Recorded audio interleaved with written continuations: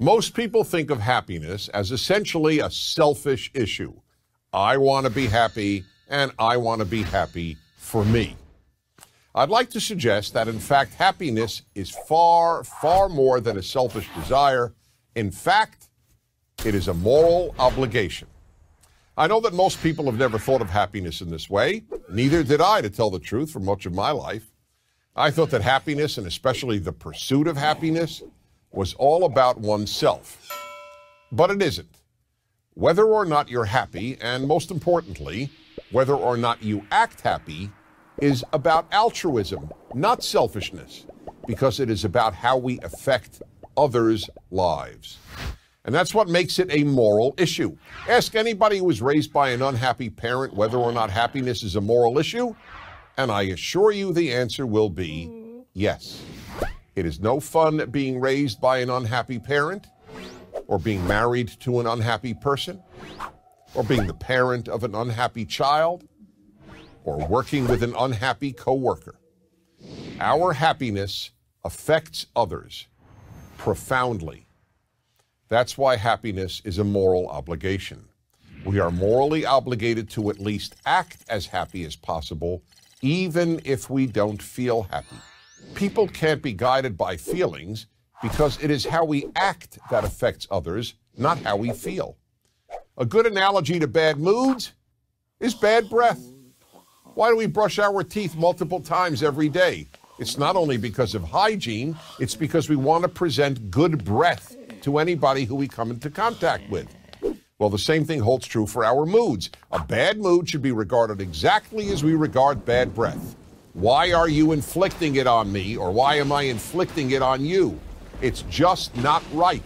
That's why one should endeavor as much as possible to act as happy as possible, as often as possible. And just about anyone can do this. No matter how unhappy you may feel at any given moment, you can and have to make a decision on how to act.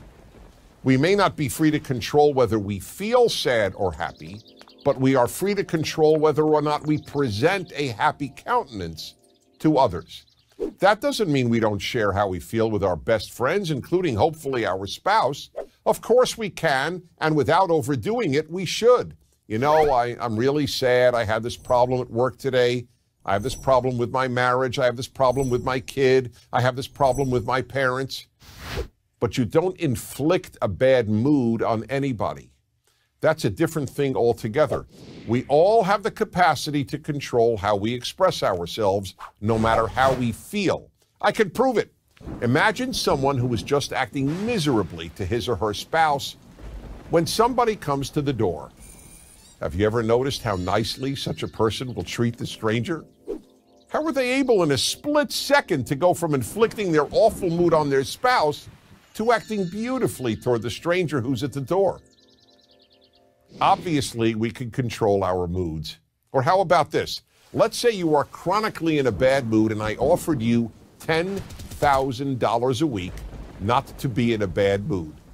Do you think this would affect your ability to be in a good mood? I suspect so.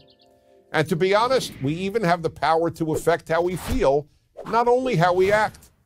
Abraham Lincoln famously said that we are as happy as we decide to be. That is exactly what we should decide.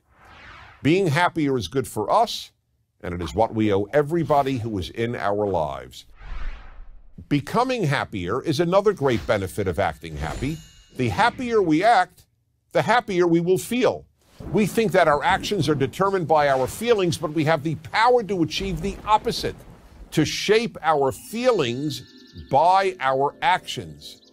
How we act influences our feelings more than our feelings should ever be allowed to influence our behavior. So yes, indeed, we do have a moral obligation to be, or at least to act, happy. The happy make the world better, and the unhappy make it worse. Happiness is a huge issue. Lincoln was right. We are as happy as we decide to be. And it's time to make that decision. I'm Dennis Prager.